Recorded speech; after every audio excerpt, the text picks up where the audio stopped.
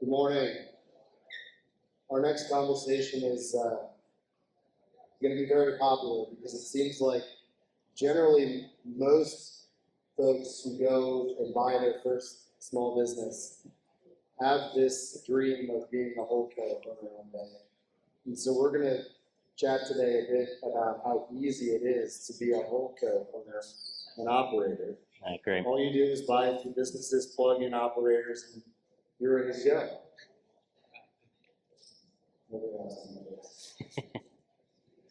So my guests today are hopefully friends. They're also great storytellers. They've been in the weeds, so they have great experiences. And probably don't need formal introductions, but let's do that anyway for people that don't know about you, Chase and Paul. Just a quick intro.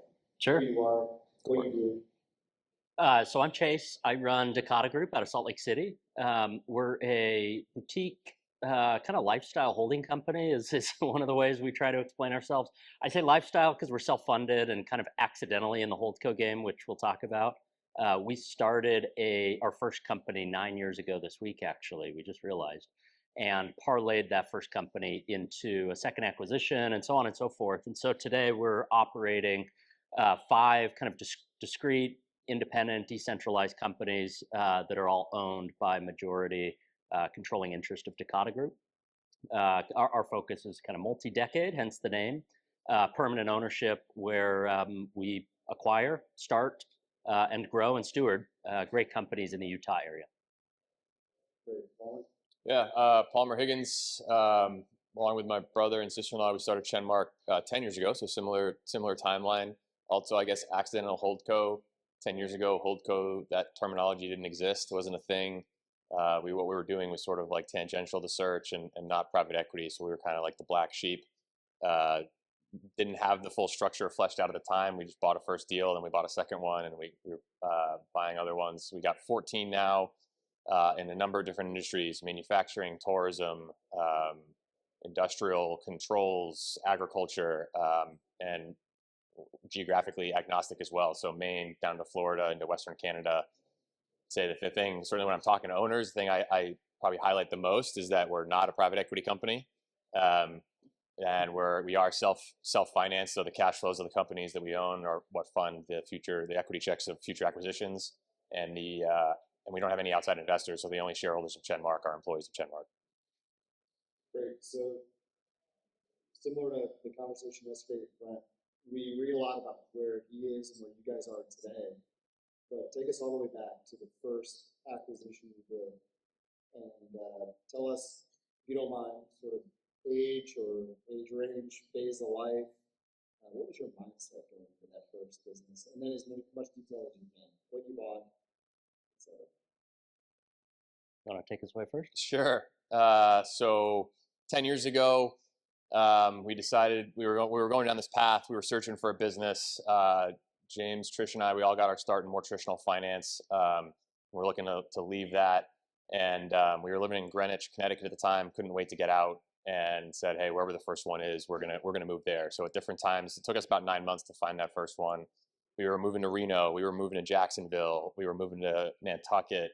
Ultimately, we bought a commercially focused landscape company in Portland, Maine. Moved to Portland, bought it from 2 brothers, had them roll equity. They were going to stay on and run it. Spoiler alert, didn't go great. So well that we tried to do that 2 more times and it didn't go great either. I was joking with you earlier, like honestly, like a lot of our mistakes were in the first like chunk of deals. So not just this first one, but yeah, so they rolled equity and they seller finance. So we didn't actually take any traditional financing, any SBA or any kind of financing. So that was kind of a unique thing. Didn't know what we didn't know.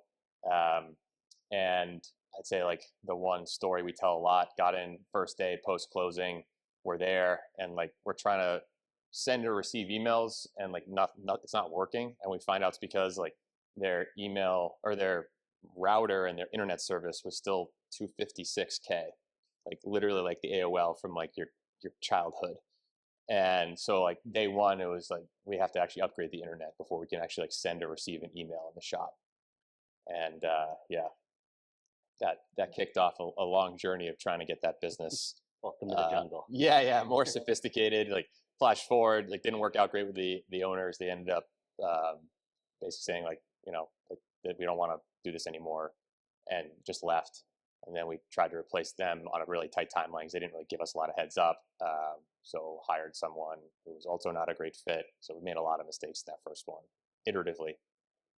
Quick teaser is we're going to end up talking a lot about recruiting, training, and leading leaders for small businesses, because I think that's probably the hardest part of running at least from discussing. Chase, you? Yeah. So we fell into this very accidentally. I think we started Taylor Cooperative, which is our custom clothier that I mentioned, having started 9 years ago this week. It was almost a fever dream that was invented on a long hike in southern Utah with me and Adam. And the things we were talking about were nothing related to acquisitions or holding companies. We were in the 0 to 1 kind of venture-backed tech or tech-adjacent space. And we were kind of lamenting how frustrating it is to have to raise capital so early and get so much dilution. And what's the hack in order to not have to raise outside capital so early? And naively, we were thinking, well, what if we start a small business? We'll hire a GM on day one and we'll siphon cash off. And even if it's a few thousand a month, it'll be enough to extend our runway such that we don't have to raise capital in our first year or two. And maybe that will help prevent dilution. And so we ended up starting Taylor Cooperative. It's a high-end, kind of swanky New York style custom suit shop in downtown Salt Lake City. And we were wrong about pretty much every part of the premise. It was, we couldn't recruit a good GM on day one. Adam was running it. It actually grew a little faster than we expected. We were doing $1 million a year in revenue 18 months later. It was profitable, like truly every single month as we were starting it. But not so much so that we were siphoning off cash, and we were actually liking the process. And we came to realize we loved the tactile, hands-on nature of building a small, profitable company. Turns out like running a company that's profitable is actually like really fun, as opposed to one where maybe in 7 years we could sell it or IPO, and who cares how much we're burning, let's just raise more capital and fight the good fight. And the abbreviated version of how we got here is COVID hit, right, as we had some capital packed away to go open a second location. And the NBA shuts down, the world shuts down, and we decide to put the kibosh on opening location number 2. And we were presented an acquisition opportunity. And that was kind of the first time we had really thought about acquiring companies. And the way we underwrote this first deal, it was our art school. Was all the business kind of isn't that great, and it's only been around 2 years, and it's teeny tiny. But you know what? Like, it kind of underwrites if we just buy the building, and even if the business fails, at least we'll have the real estate. Let's proceed. And we kind of had this inkling of an idea that the playbook we had built for this small company, our first operating company, was maybe a little bigger than that business, and we were really excited to try our hand at applying what we could to company number 2. And this was before I was even like lurking on Twitter about ETA and search. And so we formed a holding LLC. And I think we uttered the word holding company after we actually had a holding company. And that's kind of the very beginning of our story. So it's pretty clear. There was just a bunch of uncertainty in the early days. And many of us, we kind of go out with maybe a goal of something bigger than that first business. It doesn't seem like anything is more important than the success of that first business in building the Holdco. So I actually never asked you. So you guys were sitting there thinking potentially a landscaping business in the Northeast, but you mentioned Charleston, Jacksonville. What were the businesses that were on your background that almost caused you to go elsewhere? Yeah, there was the one I thought was really cool was in Reno, Nevada. It was a tattoo equipment supply manufacturer. So like they made basically like the power supply chassis that you plugged the tattoo guns into. Turns out like those power supplies need to be very good at providing very continuous power. So the needle is going in and out very precisely. And I guess like normal power varies more than you think. And so they were sort of like a premium US based provider of that. It was smaller, but that sent me down the rabbit hole of tattoo supply. Is that where the leg sleeve kind of? Yeah. That was a quite a bit of a struggle meeting with, because we met with the owner, husband, wife team, and they're like, great. So like, you're really into tattoos. Like, how many do you all have? It's like, well, collectively, they're like, yeah. It's like, cool, none. Like, well, you thinking about getting one? It's like, not really. Uh, and like, I mean, you had to be authentic about it. It's like, no, but I'm learning about the space. It seems pretty cool. The super interesting stat I learned of the people, we'll see if you know this, of the people that have a tattoo, do you want to guess how many tattoos they have on average? Oh, I guess 20 to 30. It's back then it was 7. I was floored. Really? Yeah. So if you have a tattoo on You're inclined to average, get more. yeah, you're gonna have 7. Anyway, What about Jacksonville and Charleston? Charleston was a concrete polishing company that was unique. Seemed like a good business. Owner was a nice guy. We went drinking and had fireball shots. But like kind of weirded me out when he's like, yeah, I like he was packing a Glock in like a secret compartment of his car because he said he was like a lot of his jobs were in areas where this was essential, and so that kind of turned us off on that one. I was like, I don't want to have to strap up to go to work. And then Jacksonville was like a basically a parts assembly company. They made like hoses that went into like propulsion type equipment, and so it was basically like rubber and metal connectivity, but like higher, more sophistication than that sounds. In Jacksonville. So the takeaway is, at the very beginning, you were very geographically agnostic. So you were willing to go wherever it took. And Chase, you've generally been the opposite.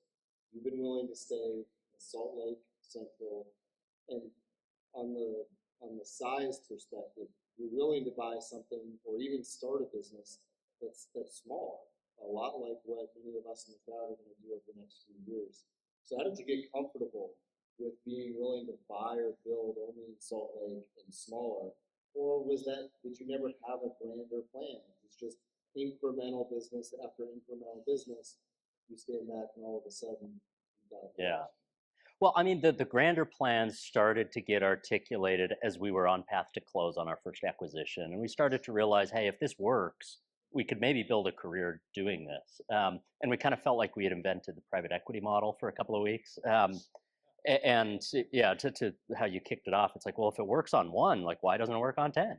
And so at the beginning, we were calling ourselves ABC Ventures as we were trying to come up with a name and kind of think through what the dynamic and playbook was going to be. But we weren't daunted by a small size because, I mean, first and foremost, that's all we could afford. We were throwing off several $100,000 in free cash flow after paying ourselves. Which felt like a good amount, but on a small business, and those who own a company can attest, it doesn't feel that durable. It kind of felt like we could sneeze and it would all go away. So we didn't want to go buy a cabin and like get comfortable, but we weren't necessarily thinking about just doubling down on this one company. That didn't feel like the right career move either. And so acquiring this art school felt like a good middle ground where we could go put good capital to work on a new opportunity. But yeah, I mean, the way I think a lot of people might misunderstand Decata Group is we've only been around 4 or 5 years. That was when we made our first acquisition, but we're truly like a 9-year journey where we couldn't have approached our first acquisition had we not had this company that was throwing off excess cash. And so when you're coming at the ETA game from a startup perspective, like it's just, we were entrepreneurs, we were operators. Like having some size was better than having no size. And so we were ready to roll up our sleeves and get to work. And what we liked about ETA or small business M&A was if you buy right, they've proven product market fit. And I had spent years of my career previously trying to go find this ethereal product market fit. And even if it was small, if they had found product market fit and maybe lacked the expertise or the capital or the wherewithal or even the energy to go scale it, that's what we felt like we could bring to the table. And so we ended up 4 or 5xing in year 1, 4 or 5xing again in year 2, off of a very small size. And we've been slowly trying to graduate into bigger tiers as we've gone. So the strategy is not to go buy micro small businesses. The strategy was just like, well, what can we afford? And continue to keep that constraint of not raising outside capital, not using a ton of debt, and responsibly putting our free cash flow back to work when it makes sense to do so. So let's go there to capital raising and structure. So you guys, I've come to learn, have very different structures in your holding companies. So Palmer, tell us about your C Corp holding structure and your decision not to take outside capital. Yeah, so we didn't have this structure to start, right? We did go deal by deal initially, and then realized this is going to get really messy really fast. And so did go a C corp holding company. So the holding company is a C corp. It owns 100% of all of our operating companies, and so that is a really, in our mind, a really efficient long-term capital compounding machine. It is a really inefficient dividend distribution machine. So it depends on what game you want to play. Your question being the pre-call is like, I don't get it. Like, you know, how do you handle the double taxation? I'm like, what do you mean? What double taxation? You're like, of all the dividends. I'm like, easy. We don't take them. It's like, it's problem solved. That is actually a really good filter, because we did actually try to raise capital early on, just like no one liked the terms that we wanted to transact and the terms they were willing to transact around we didn't like, and so like we never found any kind of fit. But it was a good filter of the C corp, through a lot of people who claim that they were long-term oriented, very much like out of the game, like that doesn't fit, the dividends that I want to take. It's like, well, that doesn't fit what we're trying to do here. Yeah. We have one investor that will remain nameless. Like, we're super happy to be long-term. It's like fantastic. It's like, but like, I need to know that I'm gonna get my money back in 7 years. It's like, well, okay, fundamentally different definition of long-term. So yeah, that is our structure. I think you want to like how we incentivize people. So yeah, we give our employees an opportunity to buy based on their incentive compensation to buy stock in the holding company. So they earn based on their performance in their operating business. But if they believe in the Chenmark compounding potential and they want to buy into that, they can. So it's the same. Everyone owns the same type of stock. There's no preferred. There's no special voting. It's like, it's the same shares that I own as what anyone else is going to own. And the idea is, number one, that's probably the most valuable asset that we have, right? So even if you're killing it in your business, if Chenmark is compounding at least as fast as the fastest compounder that makes up Chenmark of any of the operating companies. And it allows us to sort of all play on one team. It allows us to say, hey, we're all kind of rowing in the same direction, even though we're all maybe walking different paths, running different companies.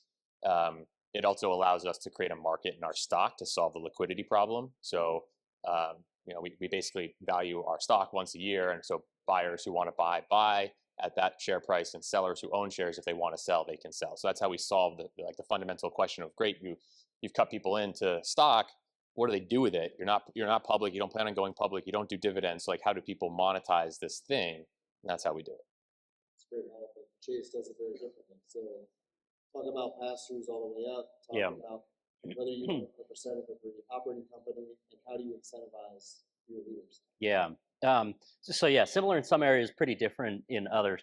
So Adam and I are 50-50 partners in all things Decata Group, and Decata owns either 100% or the vast majority of the cap table. And the only exception of when the cap table is different is at the opco level.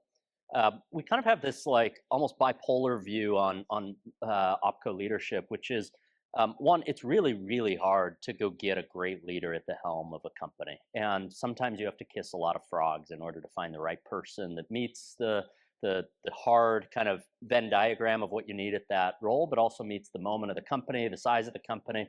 And so we're very naturally kind of hesitant about who we welcome into the cap table. But on the flip side, once you've found someone that fits that criteria, we view our job as doing everything within our power to ensure they can make a boatload of money with us, get in the cap table, see economic upside, build alongside us, and build for the long term, and give them enough space that they can go kind of write their own hero's journey within the Decata parameters. And so we do have a couple of operators that have equity at the opco level, but at the Decata Group level, it's me and Adam, and probably always will be. I hesitate to say that because we've changed our minds on a lot of things over the years, but we've seen a lot of good things come as a result of operators being laser focused on their operating company and being really excited to go grow equity value of that operating company. But one of the things that I do like about Chenmark and Palmer's model is we're starting to see that as we build this ecosystem and this structure, that sometimes an operator is really enticed by the idea of, hey, at some point in a few years from now, I would love to take on an acquisition with Decata Group and maybe move outside of this current operating company?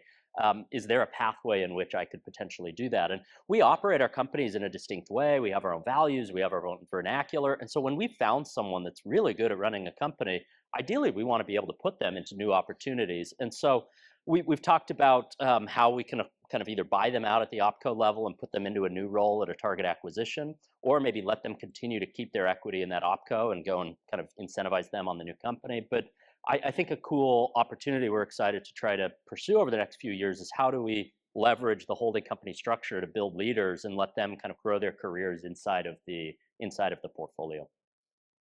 So obviously leadership is a big part of this conversation, but before we go there, I 5 years ago when we were doing the first SMBash, I remember talking to Kelsey Lyric and Bill DA about their holding companies.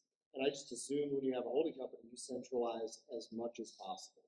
So you have this beautifully articulate shared services model with every core function of the business. And you're buying subscales, and you can provide the service from the Holdco to the opco. Talk about, did you start there at all? Where are you today? And maybe a story around how your now decentralized approach is because you screwed up. Something didn't work. Go for it. Oh, you want me to take the screw up one first? No, I'm kidding. in the show notes. I think my screw up is the one. Our screw up is the one. Yeah. So yeah, I mean, so to kind of validate this thought, this was our kind of genius idea that we had at the beginning, right?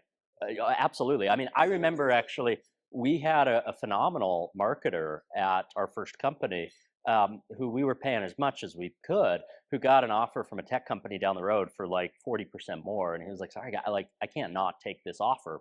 And I remember at the time thinking like, man, it's so hard for small business to compete in that dynamic. Like, it'd be cool if we could fractionalize this guy and pay for his salary off 2 companies and spend half our time here. And that was like the genesis of the idea of like, what if you have 5 to 10 companies, and at the Decata Group level, there's a head of marketing, a head of finance, an attorney, and we can fractionalize that in. It just makes so much sense on paper, right?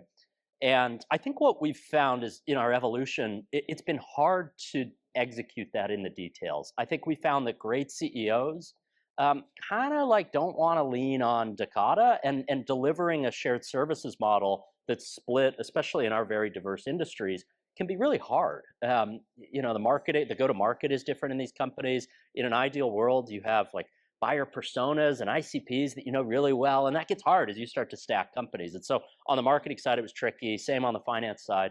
And I think we've now evolved our view where at Decata Group, our job to be done, like our foremost responsibilities are acquire great companies, plug in great leadership, and support them in the way that they need to be supported.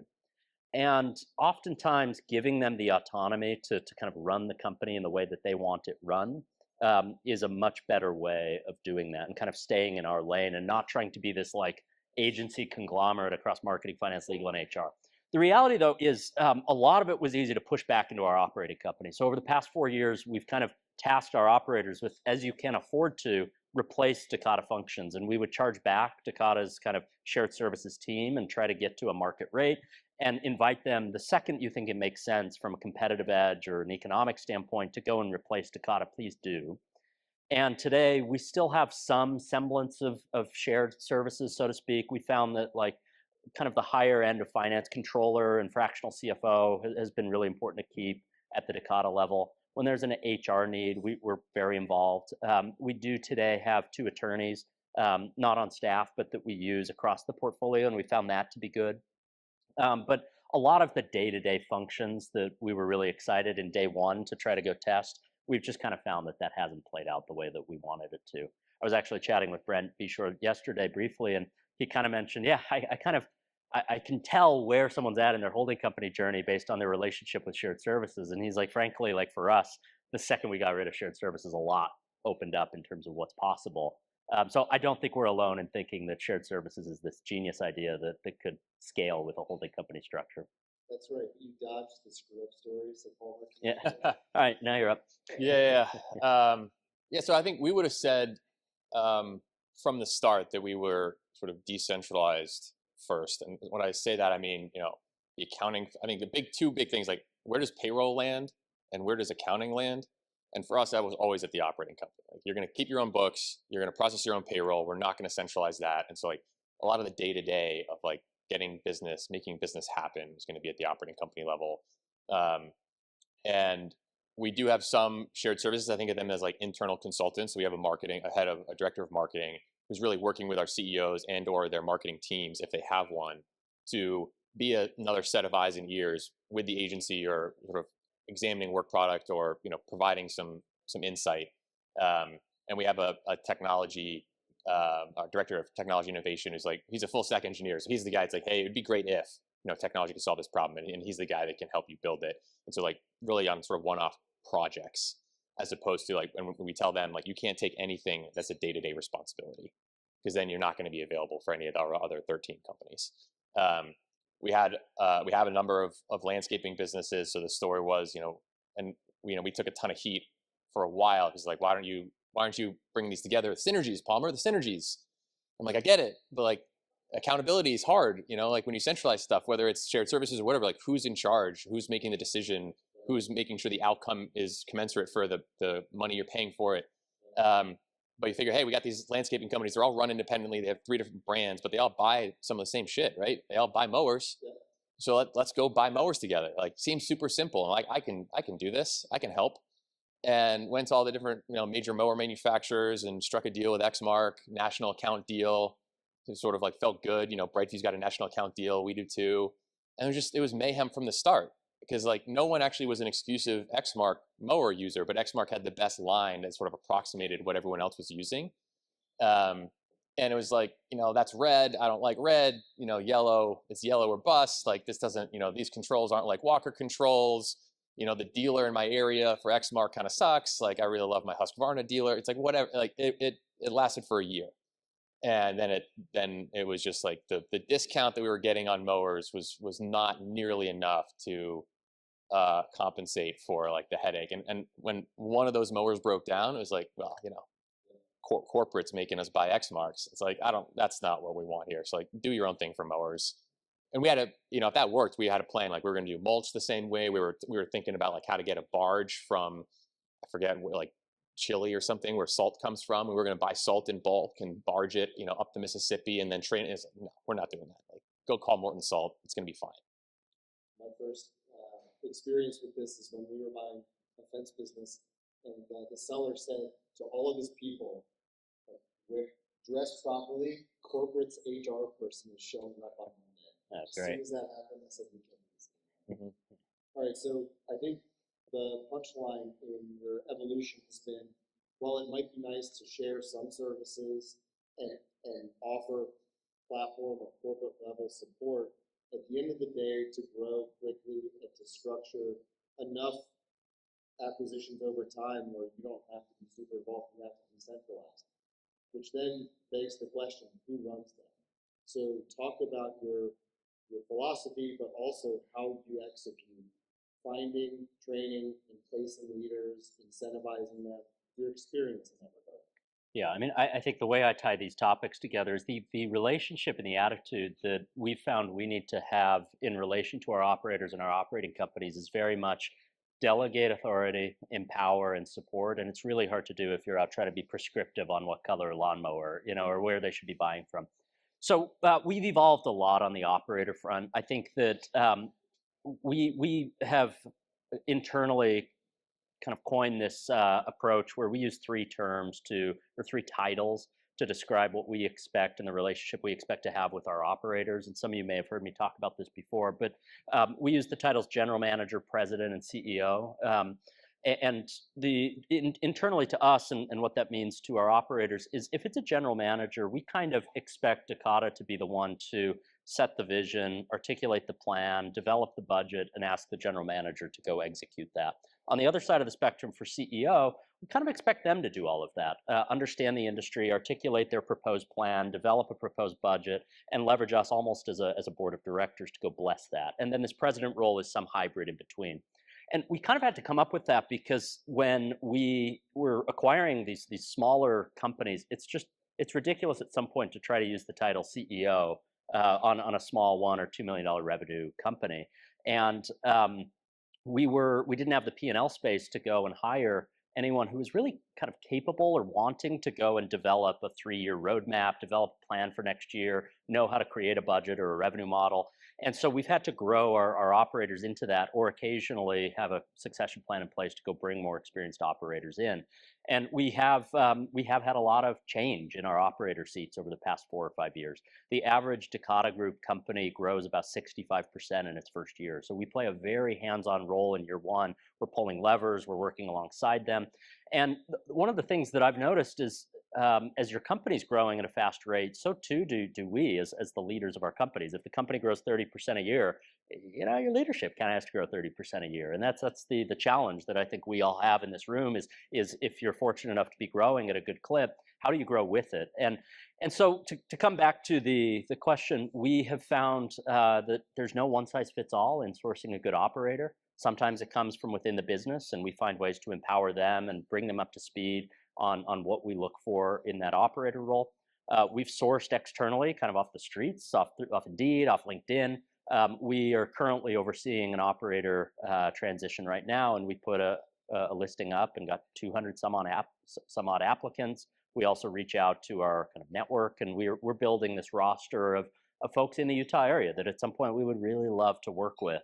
And we try to keep them in the wings and kind of around us as we look at deals. In an ideal world, long term, we're almost this matchmaking service where a deal can come across our desk and we say, man, this would be perfect for Palmer. I wonder what Palmer's up to. Let's go grab lunch.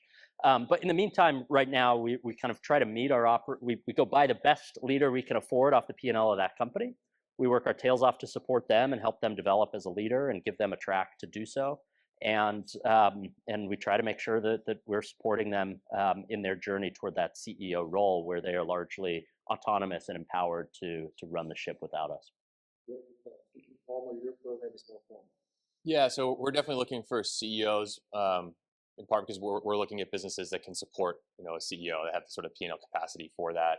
And candidly, like our sort of evolution, this is probably a major area, the most major area that's evolved since we started. In the beginning, we didn't have the Holdco structure, but we knew we were going to buy multiple businesses in multiple geographies and different industries. Solving the leadership challenge is one thing that we've had to evolve, and I think it's basically a result of trying everything else and not having that not work for us. So we tried to work with owners who were going to stay on and run their businesses. Tried that multiple times, didn't end up working out in every case. We tried to hire people off the street and didn't work out in multiple cases. So we think, all right, like got to do it differently. The only other way that we haven't done is bring people in and try and develop them internally. I think because they are CEOs and we're asking them to be fully CEOs. They are setting the vision, they're setting the direction. They're not asking me, James, or Trish, hey, can I do this? Or can I even bless this budget? We're not blessing budgets. It's you're running the ship. We really need to make sure that we're getting that fit right. And I think being able to work with them and have them work with us before getting into that seat has been really helpful. So that's really been ramping up over the last 5-6 years. It's been super successful for us. We call it the Generalist Vice President Program, but it's basically a CEO development program. Bring people in, get them exposed to our world, get them exposed to small business, get them working in a small business in a non-CEO capacity, so you can see what it's like to actually try and get shit done, as opposed to modeling stuff on a spreadsheet or making a nice PowerPoint, and then get them in the seat. So what does that actually look like? You say it's a leadership development program. Where do they start? What do they do? Is there a time frame to this? We guide people 1 to 2 years per step, but we're not sort of artificially looking to restrict people's capacity to get into a CEO seat. 2 years ago, I was up here with one of our GVPs, Sean, who went from GVP to CEO in 12 months, and that's great. He's stellar, and he deserved that. So it's 3 phases. You come work with us in Portland, or soon we're opening up an office in Nashville now, which Sean is running, and sort of working on search M&A type functions and sort of ad hoc company projects. So that's sort of, honestly, I think it's a bit of a vetting stage. Did we hire who we thought we hired? Did they join the company? Did they think they joined? And get them sort of exposed to the world of small business in a light touch way where they can't do a ton of damage. Get a lot of reps, right? Get a lot of reps seeing a lot of stuff, but not necessarily like they're an individual contributor. No one's reporting to them. And then step 2 is then they go into an operating business in a non-CEO senior leadership type capacity. General manager, head of sales, director of growth, chief of staff, CFO, something like that. That's when they're going to really sort of get a real course in what it's like to be in a small business, but not be the CEO who's ultimately in charge where the buck stops with them. So they'll get as close to the action as you can get without being the actual person in charge. And then from there, CEO. Do you go try to acquire the next SMB with a GVP leader in mind? Do you find the business first and then look at what your bench has? Yeah. So we're not placing people. So both the SLT role and the CEO role. So SLT roles come available when the CEOs of those businesses have a position they want and they're open to filling it with a GVP. It might not be solely a GVP type position. They might be interviewing external candidates for that role. Like their job is to hire the best person for that role. If it happens to be a GVP candidate, fantastic. And then if GVPs have an interest, then they're raising their hand saying that that's a role that I'm interested in, right? And then it's the CEO's decision to bring him into that role or not. Similar for a CEO role, we get a company under LOI. Hey, we're going to need to backfill the owner operator. This is going to be a CEO position. Are you interested? And then the people who are interested will raise their hand. And if we have multiple people raise their hand, then we're going to try and figure out who's the best fit for that. So everybody here knows no small business ever goes bad, right? Yeah, for sure. So inevitably, when you have multiple of them, one is always going bad. So what do? And have you ever had to jump in to run one to fix it? So objection, leading the witness. Yeah. Next question. Yeah, I mean, we joke that we are at our most involved when things are either going really well or really poorly. And one of the, there's a lot of things to like about the holding company model, but one of the scarier, less fun components is this tendency where it's easy to put good money after bad and good time after bad. And so we try to be really cautious, or at least cognizant of that when we have to. But yeah, I mean, getting into the weeds is very much part of our job description. We fancy ourselves operators. I don't think we're finance capital allocators at heart. At our heart, we are operators, and we love supporting operators, and we can kind of talk the talk and speak in their language. There was a time a year and a half ago where we were struggling in our general contractor construction company, and this was a hard time for that business. We were growing quickly. We were getting into larger and larger projects. We had a CEO that was trying to decide if he wanted to stay with the company and kind of if he was ready to start his next journey outside of the business. And at a moment where we were kind of in a bit of an existential crisis, he decided he had to take a 2-week vacation to Costa Rica, and he came back with my desk in his office. And I had to play this kind of co-interim CEO role with him and get really hands-on and kind of help the business revisit the fundamentals and ensure we had the right management team and get kind of the company moving back forward. And it was 6 months of time that I kind of didn't want to go spend my time in that way, but that's the reality of it. Is when things are going really well, like Taylor Cooperative is opening a Chicago location right now. We're about to go open 2 locations for our fine arts school. We're highly involved. Like that's the advantage of the Decata Group model, we think, to our operators is we're there to be at your side when you need it, whether that's in good times or in bad. Rarely is it the story I've kind of played out where it's kind of an operator that's really struggling. Sometimes it's just, we've all got companies here. There's curveballs, there's sucker punches, and sometimes you find yourself midway through a year working on something that you didn't expect to be working on, and you're not growing at the rate that you thought you'd be growing at. And so we view our job as kind of having that bird's eye view where we're stewards of the multi-decade trajectory, and we delegate stewardship of the day-to-day, week-to-week, and year-to-year to the operator. And sometimes we need to come and kind of bring the business back in line with that multi-decade trajectory. We don't like to do it often, and we don't have to, thankfully, but at any moment over the past 4 years, Adam or I have had to play a pretty hands-on role frequently in order to succeed and get through hurdles and make sure that our companies are thriving. Yeah, so before we had the GVP program, obviously, like the leadership challenges are probably the hardest ones. And like I said, we had a couple of plenty of missteps in not getting that leadership correct. And in one case, we had a lawn care business that we bought. Owner operator was selling because he was retiring. Hired someone directly off the street to run that business. And it didn't go well. And it took a little while to find that out because we bought that business at a specific time in their season where a lot of the early season was sort of baked into the cake. So it took a while for some of the decisions that he was making were really starting to play out in a negative way. And then it became clear when we were starting to see some turnover in the business. And then finally, one of the more senior people sort of came to us and told us, this is a dumpster fire. Like, this guy's pissing everyone off.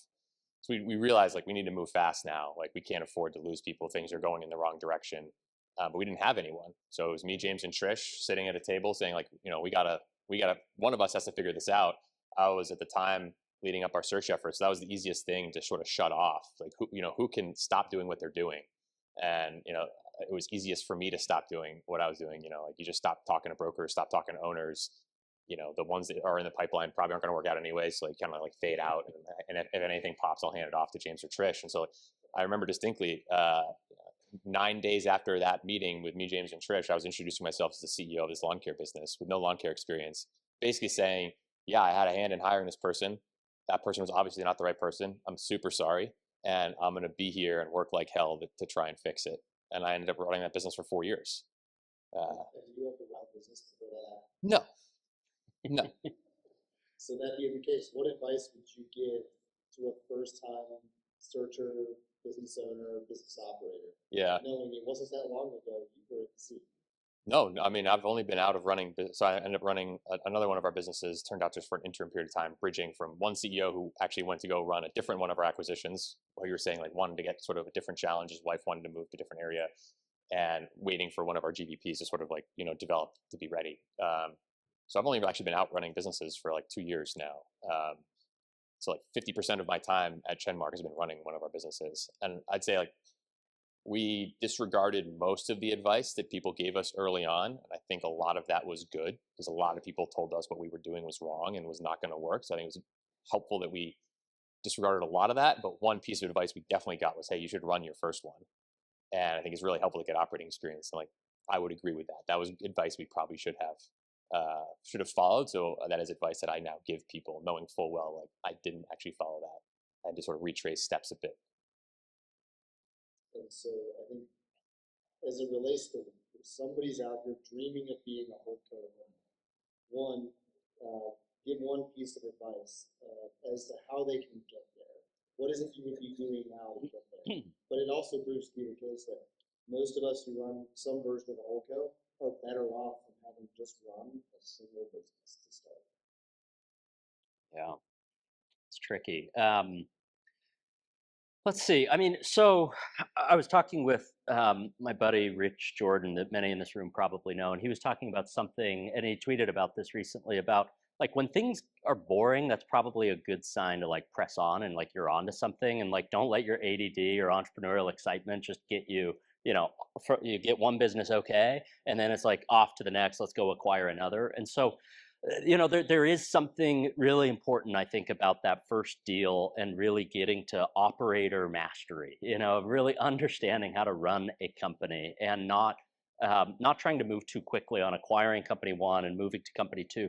We were in the trenches for 4 or 5 years before, and the acquisition came to us. It's not like we were out knocking on the door trying to go find acquisitions. I think we could have moved a little faster with hindsight and had we been attending conferences like this, but I think that's an important data point. I'll keep thinking. What else do you have to this? Yeah, I know you said one, but I think there's like 3 things that I'd say that are interrelated. I would say like, run a business. I think that's helpful, even if you don't want to ultimately be an operator. Like it gives you invaluable context. It gives you credibility. It'll make you a better searcher. It'll make you a better deal maker. It'll make you a better advisor to CEOs. I think it's very valuable. I would say, I think I talked to a lot of people who have grand ambitions of starting a Holdco and they haven't bought a single business yet. So like just start with one, like just start one, see how it goes. Maybe that one is like amazing, right? And like I talked to some people who like the vision was build a Holdco and they find a really good business and it's like scaling way faster than they thought. Like, but the plan was to buy multiple businesses. I'm like, dude, like we don't have a single business that's growing as fast as that business. Like just stay there, right? Like keep doing that, like, and in 5 years you're gonna have as big of a business as your Holdco might build. I want to do diversification. Yeah, I know. Like I'm a big Carnegie believer of like put all your eggs in one basket and just like watch the fuck out of that basket.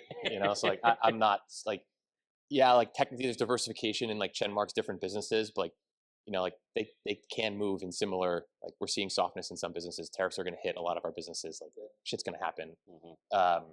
So that's another piece of just start. And then I think probably the biggest thing is I think people view Holdcos as sort of like a shortcut, and I think that's dangerous. So like get comfortable with delayed gratification. There's a lot of different ways to go about it, right? So like we bought our second business, way faster than like 4 or 5 years. Like we had long stretches of digestion. James, Trish, and I all lived under one roof for a long period of time. Like their first kid was conceived while I was living with them. Like we didn't pay ourselves for 2 years, so it was very scrappy, right? And we were all very confident in delayed gratification, or very comfortable with delayed gratification. And I think that sort of gets lost in like this arc of, well, 10, here we are 10 years past. But like in the beginning, it was very much like a startup feel. Just, we drove, we were looking at a business in Kentucky, and it was over. We were due to meet with him over the Derby weekend, and so flights there were just like outrageously expensive. We're like, we can't afford that, so we rented a car and we drove 30 hours overnight to go meet with this owner in a Starbucks. Probably an hour and 15-minute meeting, and then got back in the car and drove home. Like that's what we did. I think you have to like really enjoy the process. I think that's the I'm not convinced that building a holding company is strategically the best way to go compound capital. It's probably not. I think a roll up or or a very focused kind of strategic effort in one vertical or one business is probably a much better way to go compound capital. I think like we're a little unique in that we are not finance background. We don't have outside capital, and like our North Star, this is a little cheesy, but humor me, like mine and Adam's North Star is we truly want to build a day-to-day that we just don't want to retire from, where we're enjoying it, we're getting to learn new businesses and industries, we're advising some really sharp people, we're surrounding ourselves with people we enjoy being surrounded with, and we're building this collective kind of greater good dynamic. And I think we could make a hell of a lot more money if we picked one or two of our winners and really just tripled down on those, as opposed to going and spreading our time and our energy and our capital thin. And sometimes good money does have to chase mediocre opportunities in a diversified holding company structure. I think if the name of the game is to go like optimize IRR or kind of make as much capital as you possibly can in your journey, a diversified holding company is not the way forward. I think that we have come to love this balance, though, of having our foot in operating and being close to the day-to-day, but also having our foot in capital allocation and having this hybrid role. It's incredibly fun, and so but it hasn't always been this role. It's been a lot more operating and a lot more firefighting and problem solving. That was great. Let's open it up to some questions, because I know we will have. Let's go right here. Reading between the lines, it sounds like doing this as a partnership probably is the only way. Where you have thoughts on whether you could have done it or partnership? No chance. Yeah. So the question is, it seems like doing this in a partner model. Reading between the lines, doing this in a partner model seems best. Like, could you imagine doing this alone? Full stop. No way. No chance. No chance. Yeah, I feel the same way. I mean, I think the way I put it is, yes, it's a lot of economics to give up, right? To give up. The times where those economics have been dwarfed by just tremendous value and upside has been like those Friday afternoon beers where it's me and Adam and we're just like, whoa, that was a week. How you doing? And the ability to kind of tap one another in and out, and it's been I could not imagine doing it without a partner. But that said, I think again we weren't necessarily optimizing for economics. It was really like, how do we make this fun, and how do we ensure that we get to the outcome we want to get to. And so yeah, I think having a quality partnership's hard, right? And it requires patience, but on both sides. But yeah, I mean, the times where it is paid for its weight in gold have been more on the emotional side, and having someone to help carry the emotional burden and kind of a thought partner as you go, and that's been tremendous for me. I will say, like, is it possible? Sure. Like, my number one piece of advice to people that I talk to is like, don't let anyone tell you what's the right way or the wrong way to do something. Because plenty of people told us that our way was the wrong way. So, like, is it possible? 100%. For me, no chance.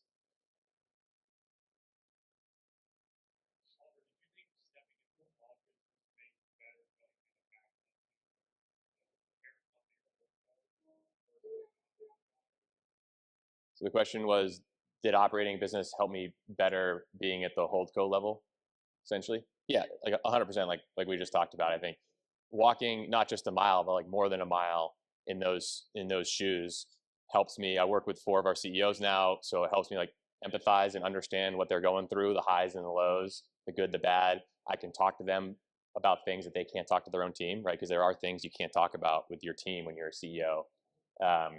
I can sort of pattern match because I've been a CEO longer than a lot of our CEOs have been CEOs thus far. Like that will change over time, but like so I can pattern match, and I've been in this world for 10 years. So even if I haven't done it myself, I've seen it happen. So I've seen a lot of movies play out. So I think, and it makes me better talking to business owners. Say like, yeah, like I've run a lawn care business, not a wealth management firm, but like a lawn care business. Like, and I know a lot about agronomy now, like a shocking amount about agronomy. So I can talk to you about FERT and the 4 types of cool season grasses and all this shit. So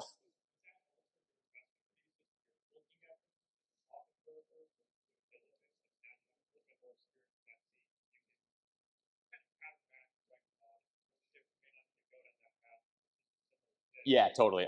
Yeah. So the question is like, does it make you better at sort of searching, essentially? And yeah, I think you understand more clearly what really matters and what doesn't. So the tendency is like first deal, especially if you're coming from a finance background. I'm sure Kosib could talk about this too, because we've had this conversation. Like, your tendency is like that diligence request list in the beginning is like 5 bajillion lines long. So you want to turn over every little pebble, and then you realize quickly operating business, like, well, these are the 5 things that really matter. And the reality is like you can turn over as many stones as you want. You don't know what you've bought until you get in post closing. So let's just focus on like the big things that could be true deal killers, and like the rest of it, like it's gonna be messy. There's gonna be skeletons in the closet. Stuff's not gonna be great, right? And you're probably not gonna be able to talk to the team. So like, don't even ask. It's like the number of I think we've done like probably 40 acquisitions now. The number of times I've talked to people beyond just the seller and the spouse, less than 5. So like, it's an unknown. And that's why the businesses are trading for 4 or 5 times. Exactly right. It's just so much risk. I wish lawn care businesses aren't trading like that. Man.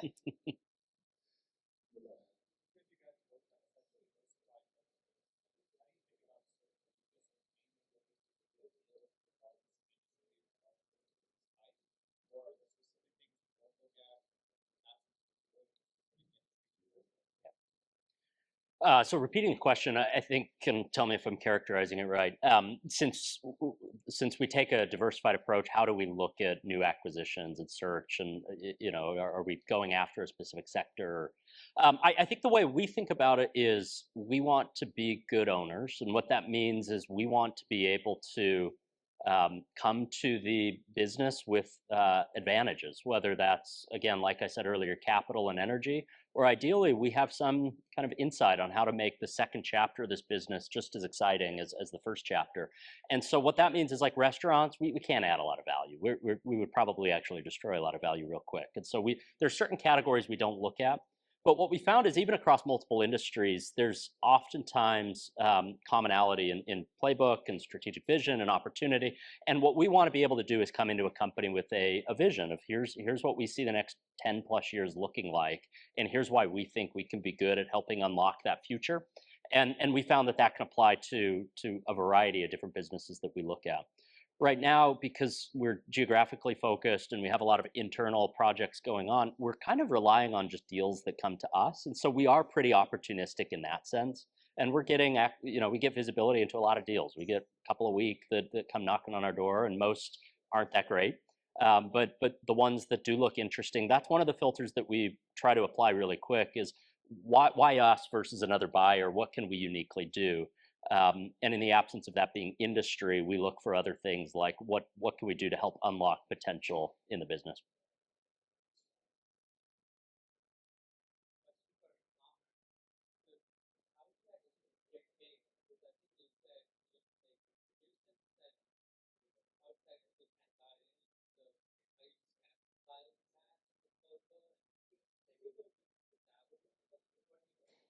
So the question was, how do I personally get paid?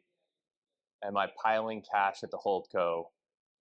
And the last part I couldn't quite hear. And do I take a salary? Yes, I take a salary. I mean, cash does build up at the holding company to fund future acquisitions. So it's sort of this constant balance of capital, deals, and CEOs, and they're never perfectly in balance. But luckily, capital is not really a huge factor. We haven't had to walk away from a deal or a reinvestment opportunity. Some of our companies are sort of making some pretty big chunky CapEx decisions, like our frozen dough manufacturing company just opened up a new plant in a new province. It's a tens of millions of dollar investment, right? So that's pretty chunky. So luckily, capital's not the issue. If we had great opportunities and capital is an issue, probably figure out a way to solve that. We're massively under leveraged, so that helps too. So yeah, the reality is like I'm focused on building and compounding the share value of Chenmark, and if I wanted capital, my opportunity that would be to sell shares.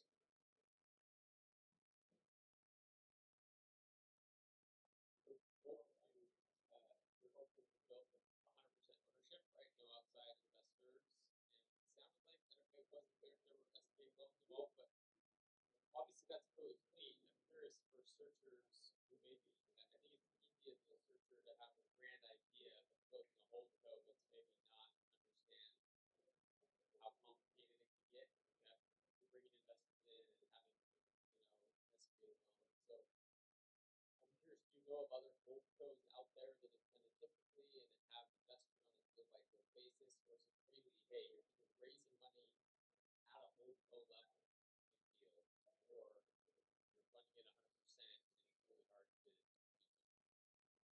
I can take that.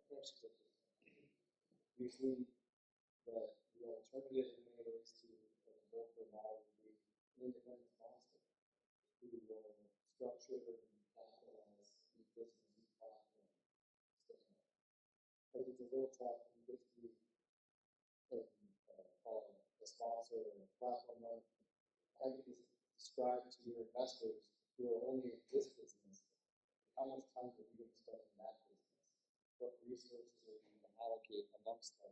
In a Holdco model, if you take money from investors in the Holdco, they participate in all of that, so there are no misalignments. Yeah, I'd say like there's a million different ways to structure. Like Brent Beshore has a holding company; he has funds, right? There are people who have raised capital for holdcos that are fresh out of business school and are raising holdco capital. Like there's a million ways. Like I said before, there's no one right way to do it. It's sort of what's right for you and what trade-offs do you want to make. Yeah, the only wrong way to do it is one that's not aligned with your long-term vision, and yeah, exactly. That's what I would say. There's a lot of ways to do it. Did you guys use leverage on the first one? Yeah. First one we did. We've done 2 or 3 SBA loans. We've done 2 deals, all cash and seller note. So we kind of just meet the capital structure based on the context of the deal. Maybe time for 1 or 2 more, and then we'll break for lunch. What would you guys say is some of the biggest misconceptions about Holdcos, or maybe some of the most dangerous propaganda that about Holdcos? Like we started off with a joke about Holdco, everything from your perspective, what do you think is the most dangerous comment out there? Homer and I joke about this all the time, so take it. Yeah. So I'm not on X, which probably is good for me. I think there's a Ronnie Coleman quote, like everyone wants to be a bodybuilder, but no one wants to lift heavy ass weights. Everyone wants to be a Holdco owner, but like no one wants to run a business, maybe. But those that do are going to be great for it. So I think one is like it's easy, just like hire a general manager to run it, right? And the misconception is like my life is going to be like Warren Buffett. I'm going to be drinking, cherry Coke and eating peanut brittle and like reading a lot, and I make like 5 decisions a year, and like that's fine. The reality is like that wasn't Warren 50 years ago either, but that's Warren now. Like, and so I think that's the big misconception. That's what I'm getting at. Of like, it's not a shortcut, right? It is a long-term thing, and it can be very powerful. Like I think it actually can be quite a very powerful compounding, whether it's more or less than a roll up or whatever. Like I think depends on how well you execute in the timeline that you're talking about. But it's not a short-term thing. It's not a get rich quick thing. So I think that's probably the biggest misconception that I see. I think you answered, but I think when you're a Holdco owner, there's this impression you get that your job is easy. You're an investor, you're an advisor. And maybe that's the case after 10 or 12 or 15 years. But at the very beginning, you're just a secondary operator. It's super hard. So true. I think a holding company is attractive to investor types because it gives you the surface area of capital allocation opportunities that you can stack rank irrespective of the operating company, and their private investment opportunities that only you have access to. And so like there's all these compelling reasons of why an investor type would be attracted to it. But the reality is, at least in kind of lower middle market and Main Street small business, you don't get to enjoy that advantage until much, much later. And it is full-fledged, just in the trenches operating for your first several years. So piggybacking on that. Ironically, like not attractive from an investor on the front end if you don't have a track record. And the feedback a lot of people get on the front end of a holdco is like, well, now I'm taking 2 bets on you, right? I'm taking a bet that you're going to be a successful operator, that this first deal can go well. And now I'm taking a second bet that you're going to be a good capital allocator behind that, right? And investors hate that. They don't want to take 2 bets in one. And that's fair, you know. You got like I was 26 when we started Chenmark. Like, It always goes back to if you can get your first small business acquisition to work, to grow, to spit off cash, such that the cash you spit off, you can reinvest to hire, hopefully, somebody you can trust to further grow your business. You can step out and do a second one. And then in 10 years, you wake up and you have what looks like a very pretty fashionable working.